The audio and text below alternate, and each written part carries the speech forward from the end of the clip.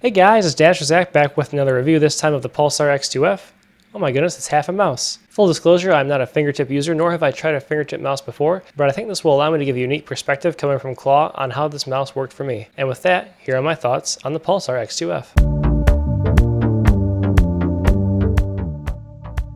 So here we have it, the Pulsar X2F. Before we get started, this is a prototype, a beta test sent out to 500 people. This is not the final product. Some things will change before this is released to the public. I want to say thanks so much to Pulsar for letting me be a part of this. I got unit number 244. I think that's really cool. Again, I'm not a fingertipper, so I was surprised to get into this, but I think my unique spin is that I am not a fingertipper, and we'll see how that goes. I'm not going to do my full in-depth QC breakdown that I usually do on a full released product of a mouse, since this is still a prototype. I will cover each of those aspects briefly, give you an overview of my experience with the mouse, and then tell you how I think this will fare in the market and will I be using this going forward. Spec-wise, this is using their custom XS1 sensor, as you can see here, which is a 3950. The dongle you can see here is the same that comes with the Pulsar Crazy Light. It even says Crazy Light 8K on this. This does go up to 8K. I did most of my testing at 1 to 2K. The polling rate wasn't super stable, but again, this is a beta, so that's not the thing that they were 100% focusing on. It did affect performance a little bit, but it was more of my experience of the mouse and the feel as a fingertip mouse that I was trying to test out. It has your standard Pulsar blue encoder in the scroll wheel, and then Huano blue shell pink dots in the clicks. Running through some quick QC checks here though, the Huano blue shell pink dots are super spammable and super tactile. I know Boardsy said they were a little bit heavy. I didn't find them too heavy at all in static clicking scenarios, which is what I use this mouse for the most. There's like zero side to side wobble here, which is really impressive for the fingertip mouse. I pushed down here, no movement at all. Pre and post travel felt dialed in pretty darn well. Got the Pulsar blue encoder in the scroll wheel. Feels just like all the other Pulsar scroll wheels. Very satisfying. Easy to spam click. Good steps on the scroll wheel. Looking at the side buttons, I wish they were a little bit larger. We'll see if they can improve that on newer units. This is pretty tiny here, but they are perfectly accessible, and I didn't have any problem using them in game while I was testing this. And to be fair, these side buttons really aren't smaller than that on the X2, so I guess I'm not sure what I'm complaining about. And you do want to have a lot of room for your fingers to move around here on a fingertip mouse, so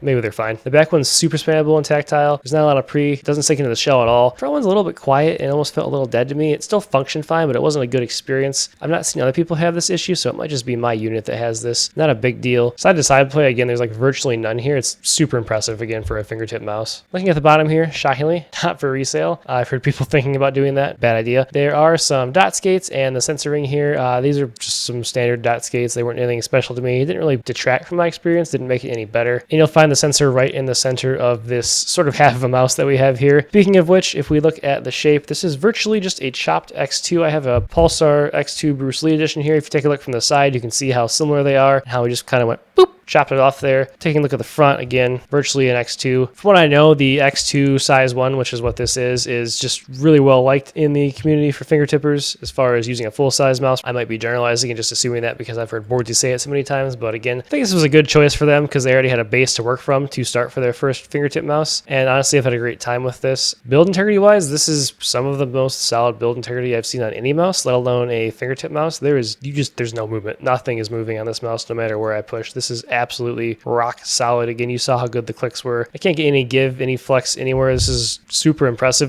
They clearly decided to focus on build integrity and structure for the beta test of this mouse, which I think is a good idea. It does come in at 42.4 grams, which is kind of egregiously heavy for a fingertip mouse. There are solid shell full-size mice that are way less than that, but honestly, I think it makes sense to start with something that has zero issues with any build integrity. There's no flex. You're not starting with something that's like 18 grams and it's awesome, but like it's bending all over the place and the build integrity is absolute crap. We're starting from a very solid base, and then we can work the weight down from there, I'm assuming, is what they'll do at least before they release this in their final version, and that just seems like a sound strategy to me. The mouse is made of a carbon composite, as you can see here on the side, and the coating they have on this carbon composite is god tier. It's really, really good. It's grippy without being too sticky. You can see there are some fingerprints showing up here on the mouse, but nothing like I've seen on their previous black mice with the coatings. They were almost too oily. They would pick up fingerprints like crazy, and I did not like that. This feels amazing. I know it's fingertip grip, so it's not quite the same because there's no palm contact, but it's super grippy and rubberized. It's not over the top. It's honestly exactly what I'm looking for in a coating. So if they bring this out in the full version, win. Honestly, use this coating on the rest of your mice too, Pulsar. I really, really enjoy it. As far as my experience using the mouse so far, it's been quite the ride. So I'll try and demonstrate to you my normal grip. This is the XM2W from Endgame Gear. You can see I typically have grip tape here to stabilize my grip, and that part of the mouse doesn't exist on the X2F, so it got real weird, real fast. Typically my grip is where my thumb is super far back here, and then my fingers tilt leftward across the mouse, which is unusual. My main finger hangs off the front. My pinky is over here in the front of the mouse, and then I stabilize right here on the back. My palm is making a large amount of contact right here on the mouse. When it comes to the X2F, I can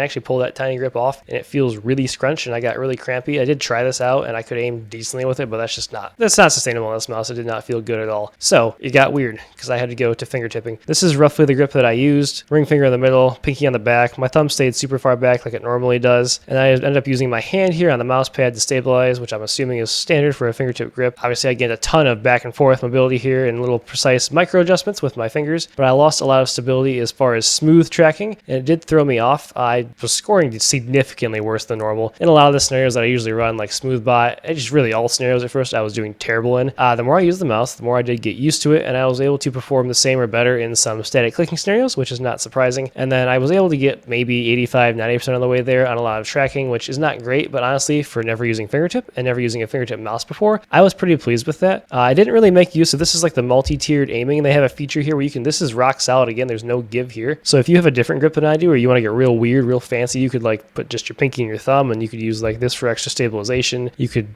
shoot with your mouse, or you could shoot with your keyboard rather, potentially, and then use multiple fingers here and then just like aiming. You could get real weird with this. So it's a pretty cool feature, and it's awesome how stable it is. I'll be curious to see if they can keep it that stable in future iterations where they lower the weight on this mouse. But overall, I will say this mouse has made me pretty curious about fingertip grip because of some of the gains that I did see in static scenarios. I did overall find myself wanting to go back to other mice over this because it was so uncomfortable at first. I wouldn't say I ever mained this, but I did use it for at least an hour to two a day just to really get used to it, just to see what I could feel in a fingertip mouse. I will continue testing this and giving feedback to Pulsar, and I'm assuming I'll get more and more comfortable with this over time. Again, I'll have to keep testing other mice because I need to keep pumping out other reviews as well. But this is a unique one, and not something I ever thought I would have a chance to test as a non-fingertipper, but it's been quite the experience, and it's opened my eyes to fingertip mice in general. I might try another one, who knows, just to see what it's like compared to the X2F. The build integrity on this shocked me again. If you're a fingertip main, I would say just keep your eye on this through maybe different levels of beta testing. I'm not sure if they'll have multiple rounds or not. See what the weight gets to. Overall, the integrity and the quality that they produce with this mouse so far has been very impressive to me, and again, this multi-tier aiming could be revolutionary as far as fingertip mice go. Maybe it's a gimmick, no one uses it, but I have a feeling people will find a way to try and optimize fingertip grip with this feature here on top of the mouse. I'd also know you probably want to keep paying attention to what switches they use in this mouse. Currently with the Huana Blue Shell Pink Dots, again, they're very tactile. If they switch to something like their optical switch, which I've heard good things about, I think that'd be perfectly spammable and really suitable for a mouse like this. So keep your eye on that along with the weight, as I mentioned, and yeah, we'll see where this goes. So that about wraps up for my thoughts on the Pulsar X2F beta version. It was a very unique experience for me with my sort of clawish grip, having never really fingertipped before. I had a lot of fun with it, and like I suggested for you, I'll be keeping track of the progress on this mouse and would love to test out a newer version if Pulsar should go for another round of testing. I definitely plan to keep messing around with this mouse a little bit each day to see if I can get more comfortable with fingertip grip and maybe try some fingertip grips on other mice that I have, which I've not done yet. Yeah, overall, grateful to Pulsar for letting me test this out and really looking forward to the final product. If you enjoyed the video, be sure to subscribe and leave a like. Check out the Mousecast podcast, join our Discord server, and with that, we'll see you.